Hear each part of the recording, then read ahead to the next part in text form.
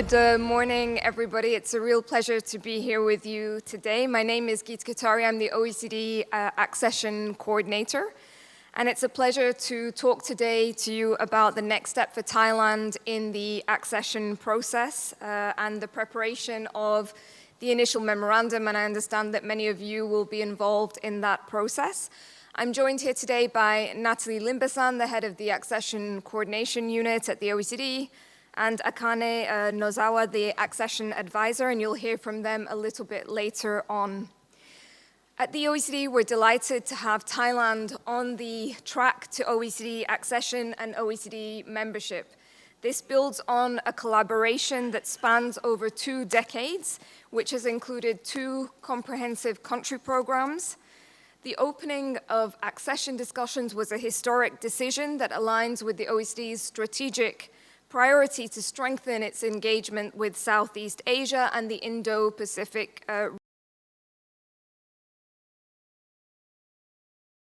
process. Last year, this means that the 2 largest economies in Southeast Asia are now on the path to becoming members of the OECD.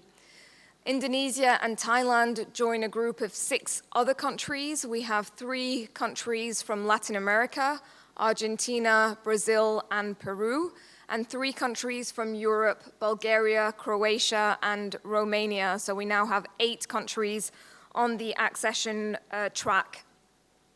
Over the last 60 or so years, the OECD has almost doubled its membership, strengthening its global relevance and impact. The OECD doesn't aim to be a universal organization, but it does aim to be a globally relevant organization. So since the OECD was founded in 1961, 18 countries have become OECD members, most recently Costa Rica and Colombia, and prior to this, Lithuania and Latvia. So why do countries seek to join the OECD? The OECD has been called a club of best practices. It's essentially a community of policymakers from countries around the world who come together to discuss the different challenges that they are facing and the best ways to respond to them, including through coordinated action by the different OECD countries. As you probably have heard, the motto of the OECD is better policies for better lives.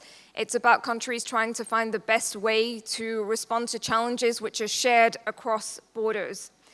The OECD is the go-to organization for leading efforts on curbing tax evasion and tax avoidance, comparing educational outcomes, and fostering economic growth, competitiveness, and good governance.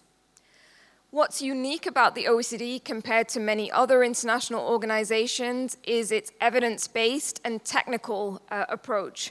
We start from the collection of data and benchmarking. We then analyze what has worked, what hasn't, what are the best practices that we can distill from there. And in some cases, we adopt OECD standards, which represent the collective wisdom of the OECD about the best policy responses. As OECD members, countries undergo regular peer reviews to measure progress and how countries could improve their economic, social, and environmental outcomes. And in a time of global political and economic uncertainty, this OECD evidence-based approach is more important than ever, anchoring policymaking in comparative data and lessons learned from peers. Another reason that countries and Thailand wish to join the OECD and undergo the accession process is precisely the process itself. What we've seen in the past is that the OECD accession process can serve as an important catalyst for reform. Thailand will undergo dialogue with different OECD committees across a very wide range of policy areas. And these committees will come up with recommendations for changes to legislation, policy, and practices which can improve outcomes for Thailand and Thailand's citizens.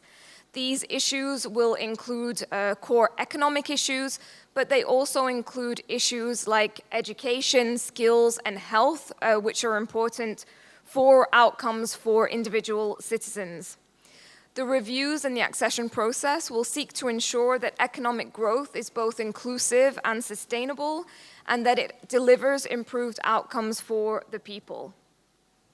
So this is why you'll often hear when we speak about OECD accession that one of its key benefits is the transformative nature of the process.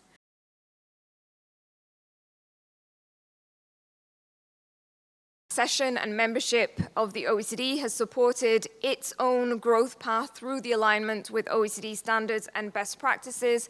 It supported Korea's development of an advanced export-orientated manufacturing sector and world-class services and technology. The recommendations for action to change legislation, policies, and practices that come out of the reviews are based on expert analysis and data. It's not about a list of political demands, and this is precisely collaboration between the candidate country and the OECD to find the best way to apply OECD standards and best practices in the specific context of the country. So turning to the next steps for Thailand in this process, there are 3 different phases in the accession process. The first phase is a centralized political phase, and this was the decision to open accession discussions with Thailand. That was in June of last year, and the adoption of the accession roadmap in July last year. The accession roadmap is what sets out the process for Thailand to become an OECD member. The second phase, and this is the longest phase in the accession process, is the technical phase of the process, with reviews taking place in 25 different OECD committees. And to start this phase, Thailand needs to submit the initial memorandum. And this is the document that you're going to discuss further today. The initial memorandum is a starting point for the accession process. It's a self-assessment by Thailand of where you stand in relation to OECD legal instruments, so the OECD standards that we've been speaking about. And the document will constitute a first snapshot from your point of view of how your legislation, policies, and practices compare to the different OECD legal instruments. It's important to emphasize that this is really a starting point for the process, and it's just an initial self-assessment. So it's a data point that feeds into the accession reviews that will take place by the different committees. It's not a negotiating document, and you're not making commitments in the initial memorandum. You're essentially just saying, as of today, this is where we stand in relation to the different OECD legal instruments. The next step in the process, which are the technical reviews by the different committees, will involve an in-depth dialogue with Thailand to identify what are the best ways to close any gaps that you may have in relation to OECD legal instruments. But this is not something that you need to do in the initial memorandum itself. So this is where it's important to emphasize this nature of the initial memorandum.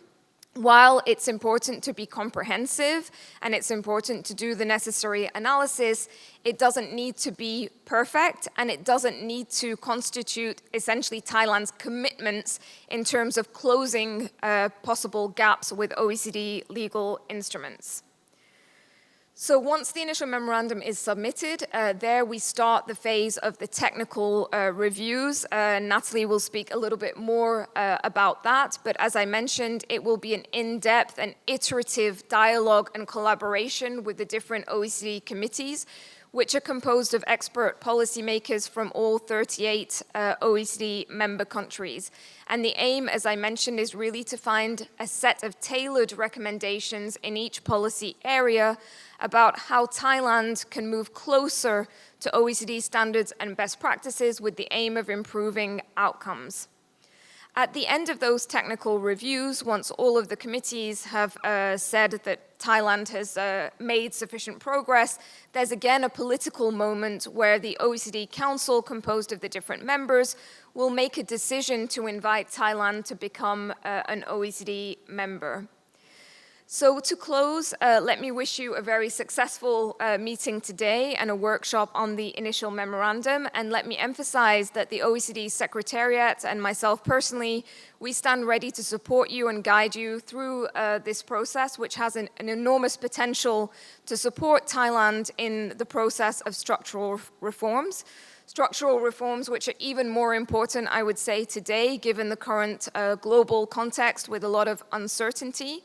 By undertaking these structural reforms, Thailand will boost its resilience, will diversify trade and investment flows, and Thailand can also serve as a beacon for the region in terms of engagement with the OECD. And as you may know, we're also here this week and tomorrow for the Southeast Asia Regional Forum, which will bring together countries from across the region to talk about engagement with the OECD and how the OECD can support the domestic agendas of the different countries.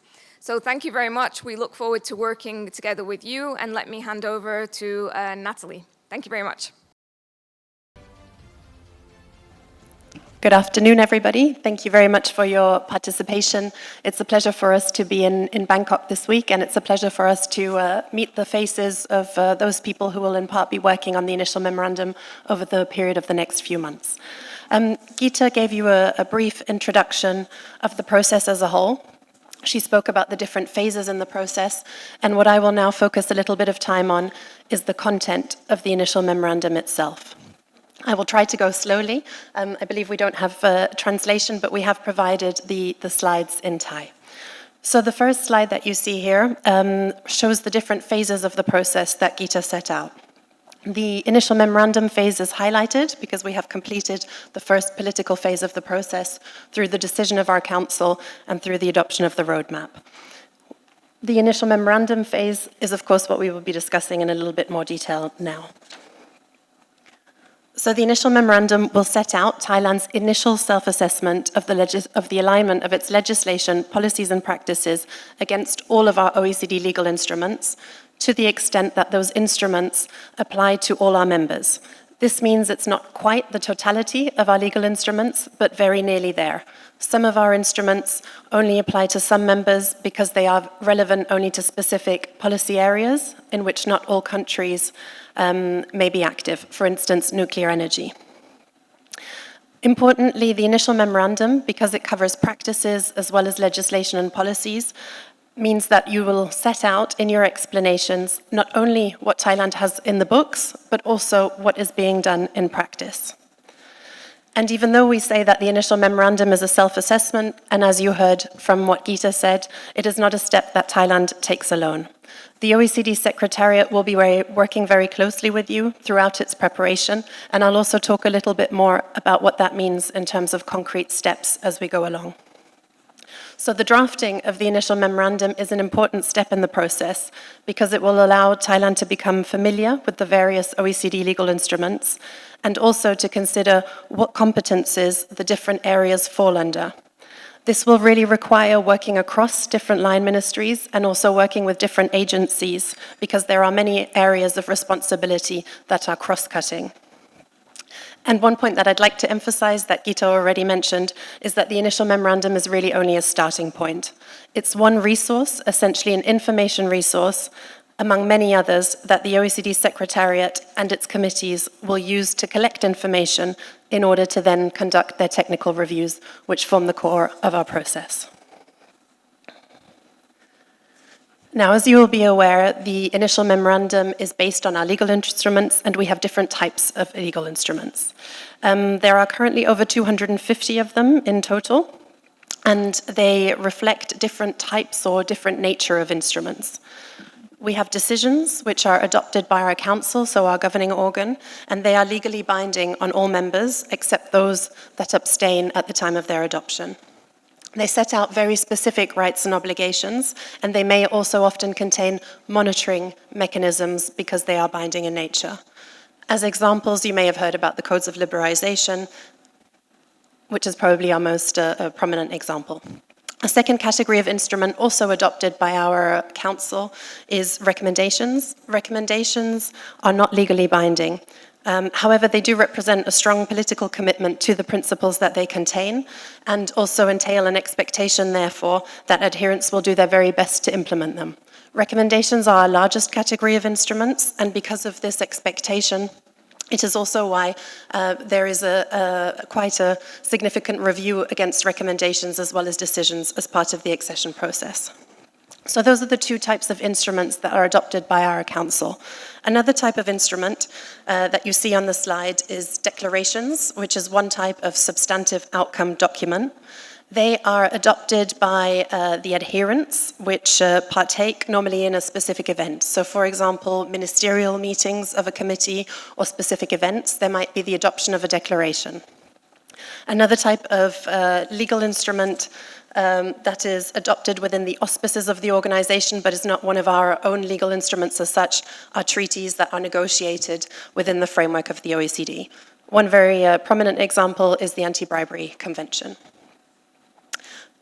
For the purposes of the IM, the important thing to retain is that the expectation, given the different nature of the instruments, is that for decisions, there is the most detail perhaps in terms of how you align, because there, as they are binding, there's also more a question of considering compliance, whereas with the others, it's really an emphasis on alignment. And again, because of the different nature between recommendations and declarations, it would normally also be expected that more detail is provided for recommendations than for declarations, for example. So looking then at the structure of the initial memorandum. The initial memorandum should be divided into subject-specific sections, and those are set out for you in the list of legal instruments that Thailand has been provided. For example, there are 3 agriculture instruments that fall within the competence of our Committee for Agriculture, and they are listed under the policy area agriculture. For each instrument, the same format should be followed, including subsections on legislation, policies, and practices. And some legal instruments fall within the competence of several committees because they are cross-cutting. Where this is the case, an identical self-assessment should be reproduced in each of the relevant sections of the initial memorandum. Again, this is why coordination across ministries and agencies will be important. What I have spoken to just now will also be facilitated by the platform that OCS colleagues will explain over the course of this afternoon. Turning now to one specific part of these templates, which is the section for reservations and observations in the initial memorandum. So very importantly, reservations and observations to an OECD legal instrument are only possible if this is in line with the practice of OECD members. That means that this is actually only relevant for 8 instruments, so out of the approximately or almost 250, only for 8. These are listed in the guidelines for the initial memorandum, which will be shared with you if not already the case. For others, for some of these instruments, for example, the tax treaties and the Model Tax Convention, Thailand already has developed or even lodged reservations, and where this is the case, you can reproduce those reservations in your initial memorandum. For others, such as the codes of liberalization that I mentioned previously, it would be premature to set these out at the stage of the initial memorandum. In those cases, we therefore recommend to include standard language, which we have also shown on the screen. Something along the lines of, in line with the practice of OECD members, Thailand may formulate relevant reservations as the accession review process progresses. This is important because, in fact, you will be working together with colleagues in the Secretariat who are the experts in that area in order to formulate those reservations as the process proceeds. It will also form part of the discussions that you will be having with the committees themselves. Another area of the template for each self-assessment for each legal instrument that is worth spending a little bit more time on is the further actions required section. If Thailand identifies a gap in alignment with an OECD standard, you may set out possible further actions that are already planned or underway that would increase that alignment. Potential future actions can also be set out based on your reading of the instrument and perceived gaps in theory or practice. So things already happening, things in the pipeline, and potentially also things that you consider should be done in the future. Importantly, the section is optional, and also it does not require the government to take any actions at this stage. This is important because what will happen as part of the technical review process is that there is a dialogue with the substantive committees, and those reviews and that dialogue will result in specific recommendations for how Thailand could increase alignment, taking into account your own context.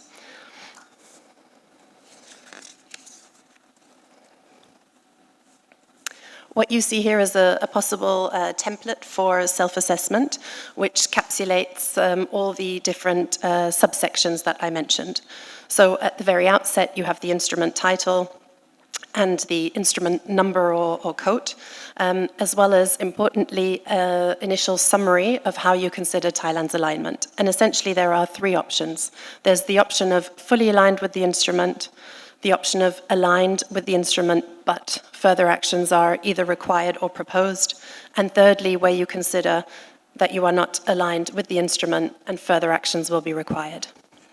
In the majority of the sections of the cases, because of the nature of our instrument, we would expect that you will opt for the second category. So generally aligned, but there are things that can be done in order to improve alignment.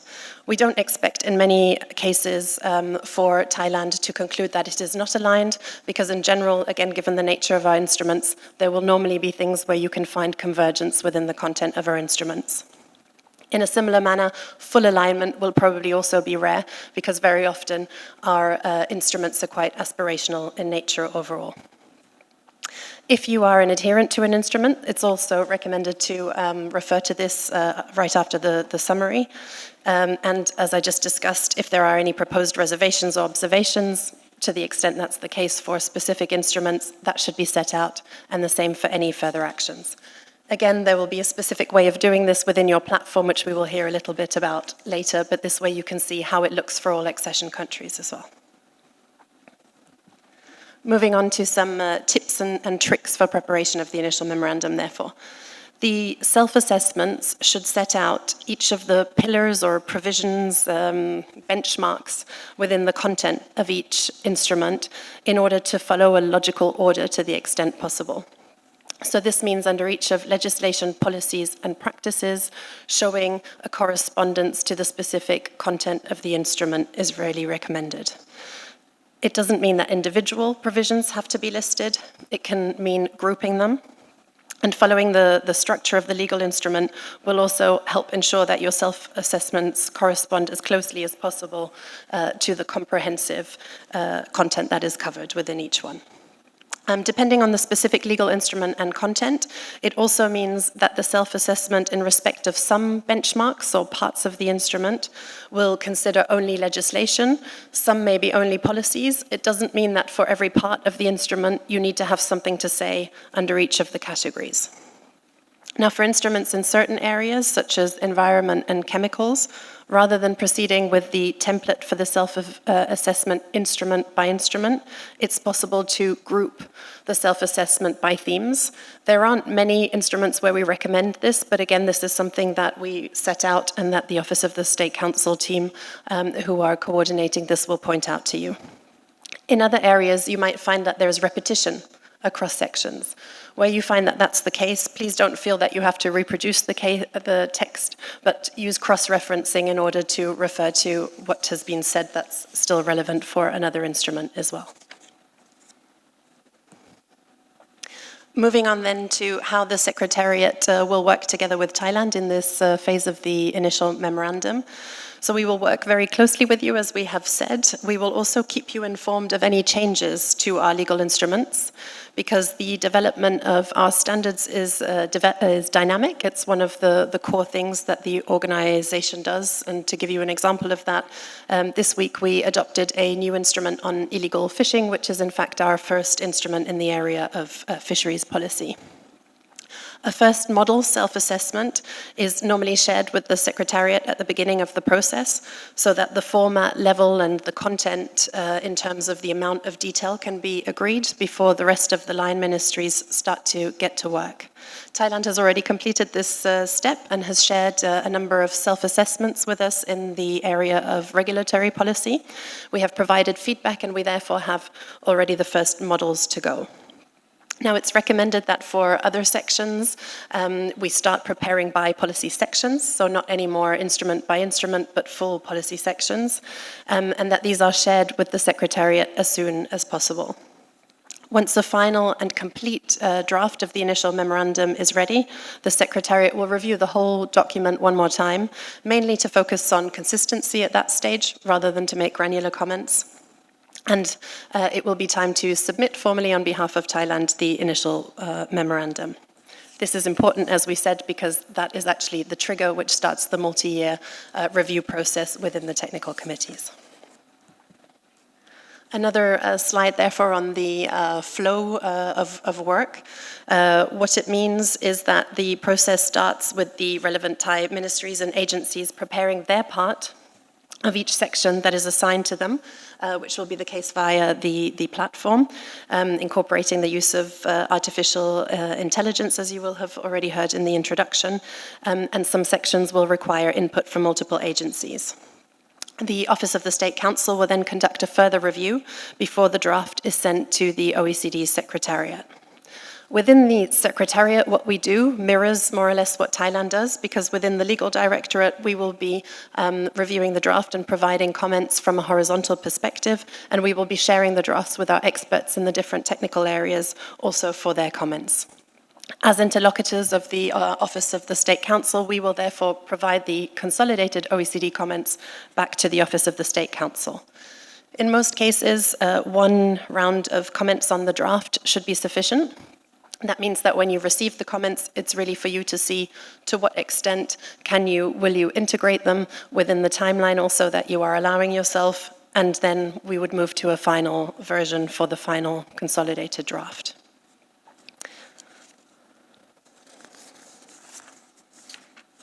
And I think that concludes my presentation with those practical steps, and look forward to answering any questions you may have later on. Thank you.